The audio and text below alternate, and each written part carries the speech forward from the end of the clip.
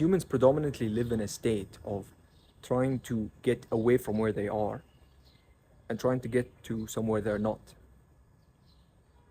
So essentially, they're saying that where they are isn't it.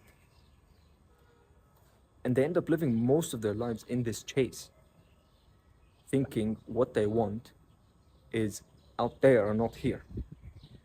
And this comes from the fact that we're constantly seeking certainty because the uncertain environment is a threat to our survival. If we don't understand it, we don't know what to expect from it. So we manage to convince ourselves that where I am right now, which is uncertain, is what I need to get away from. And what I'm going after is the certainty. And once I get there, I can finally sit there and I will have achieved exactly what I wanted. I'll find what it is I'm looking for. At some point, you'll realize that no matter what it is you seek, no matter where you get, there is always still out there or over there. And here always continues to feel like it's not enough. So why is that? It's because eventually you come to the realization that the nature of life itself is uncertain. The certainty you seek doesn't exist. It's an illusion, it's a fantasy. And so essentially you're trying to obtain the unobtainable. I think that's gonna... So what if instead you decide to accept that if things are always going to feel like this, maybe I need to learn to be okay with it instead. Maybe the answer isn't in trying to find something else because that thing is not there. And now what you're doing is you're moving away from avoiding something or seeking something, and instead you're accepting things the way they are. Or in other words, loving them, not judging them anymore. Because before this, you just decided that right now, which is uncertain, is in a way bad. That's why you're trying to move away from it. But if you decide that if things are always going to be like this and uncertain, then maybe I have to just learn to be okay with them the way they are. And now all of a sudden, you can actually sit here. So many people want to receive things in their life, whether they feel like they're working towards it or it eventually comes to them as a reward. But if you want to receive, how can you do that when you're not present? Okay, really sit with that. How can you receive when you're not in the present? If you constantly think what you want is in the future, you're always running towards the future or running away from your past, you're never in the present. And if you're not present, how can you receive? You have the Amazon delivery driver or whoever knocking on your door to deliver your package and you're not there. So when you truly start to recognize that actually the game isn't in running away from something or running towards something, but instead it's trying to live from something, your whole perspective changes on life, because now you get to experience the true essence of yourself, and that's only when you're in the present. That's when you're authentic.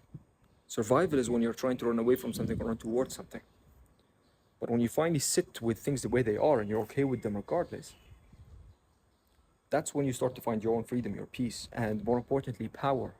Because so many people try to operate from force, which the difference between power and force is, think of the energetics. Force is when you're trying to willfully extract something or push something away from you. There's almost like desperation coming from behind it. Whereas power is where you sit and you bring things to you. And there's also a sense of power because now you're okay with no matter what happens. You're okay with this exact moment the way it is. And that's where power and peace is, right? Because if you're good with every outcome, then you don't have any fear anymore. But here's where we need to be careful, because so many people get to this realization, myself included, where it becomes a slippery slope where you start to lean into, well, basically nothing matters. Well, I'm good with everything. I just sit where I am. There's no movement anymore. And now, what do we know about stagnation? Look at the water in a river flowing versus water from in a swamp, right? Still water.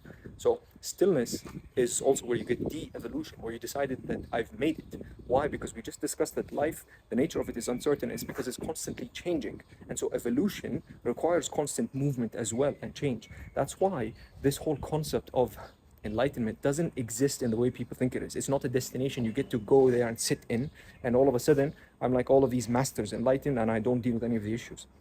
No, it's actually something you get to experience. Think of it as almost like a reward on the other side of accessing your true self.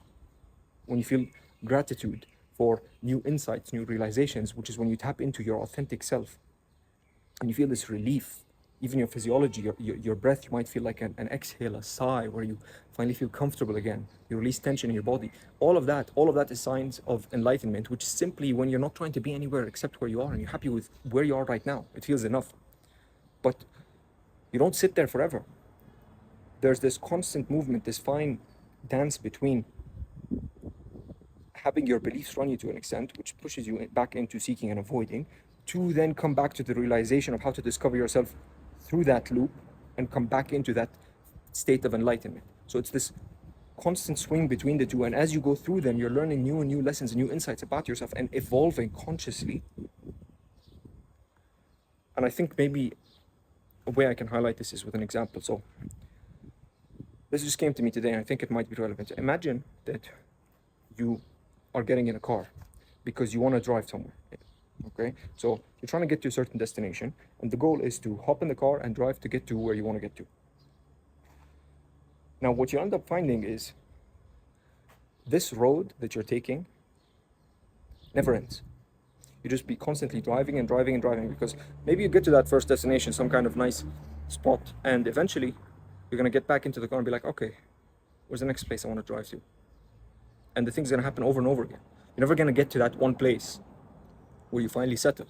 So now, what if you shift the perspective to, maybe I'm supposed to get into the car and drive to go one place, enjoy it, experience new things, and then get back in, and then maybe come across a different place, a new city, somewhere else. And each of them is going to be a new experience I can enjoy. So now if that becomes a perspective, not that I'm trying to find the end destination, but that each and every one of these is just going to be a stop where I get to experience things, good, bad, whatever they are, learn from them. And now, the entire purpose of getting into the car and driving is just to drive, because you understand that throughout this journey, I'm going to experience new things and new places, and I'm going to come across different ones. Some might be more enjoyable than others. Some might be smaller stops. Some might be full cities that I spend longer in, whatever it is. But the idea is now we're going on an adventure, and that's what it is. Going into the car and driving on the road is just a constant adventure. We never know what we're going to come across, and we know that regardless what it is we go through, some places are going to be better than others. Maybe you stop somewhere and you end up getting robbed or something, and it's not the best experience. Maybe your car breaks down. But the idea is this whole experience, the one thing you can guarantee about it is that it's always going to surprise you. It's going to show up in so many different ways that you can't even imagine. And regardless of whether some of them are favorable or not favorable experiences, you know that you're going to learn from all of it and you can enjoy it if you decide to see it that way. So what if that's how life is? I'll go back to the same example of when you play a video game. Every time you play a level and you go through difficulty and challenge, which is almost the equivalent of when you're trying to seek and avoid, eventually when you beat the level, or the way you beat it, is by coming back into the acceptance of the now, that here and now is fine and I'm good with things the way they are. But it took you looking outside of you, going through the suffering, all of these different lessons that come to you, to teach you that actually what I want isn't there. The judgment I was holding, whether positive, thinking I need something there, or negative, I want to run away from something, you end up realizing that that was the cause of my suffering, and only through that can I now dissolve and release the judgment I have, which is essentially coming into the realization that where I am now is good enough. And that's the equivalent of beating the level, and the reward that you get on the other side of that is that insight of relief, that feeling of gratitude, that authenticity, the freedom. But it's just momentarily. And then from there, just like everything else, you decide you want to go to the next level, go through the new lesson, get back in the car, discover a new city. So everyone wants a straight answer, a black and white answer, but the world isn't black and white, it's black and white, or gray if you prefer that. You want to know if you're supposed to look for something outside of you or if you're not. And the answer is both. You will go through on a journey of seeking something outside of you, and that will then teach you that there's nothing you need outside of you, bringing you back into a state of love and gratitude and non-judgment, acceptance of the reality. And then you're going to have new beliefs that drive you again, creating more movement and action. So it's this dance between action and inaction, right? Being and doing. Being, the state that you're in, the beliefs that you have, eventually drive the doing, and then through the doing you discover more of the being. And it's a constant cycle on and on. So I think the takeaway from this video is learn to actually use doing to drive action in the right way, where the purpose of driving of action is to eventually expose yourself and have the world reflect back to you the lessons you're supposed to learn. Imagine getting into the car again for the purpose of discovering new places, new stops to go and experience things, but the whole time when you're in the car, you have all of you've blocked basically your entire view. You're driving, you're not even looking around to see if there are any stops, and you're just driving on the road for the sake of driving. Now, that's what's going to feel like endless suffering, because you're on a road that never ends and you never get anywhere, because you're not opening up your eyes and looking around you to see, is there somewhere I can stop to experience things and learn?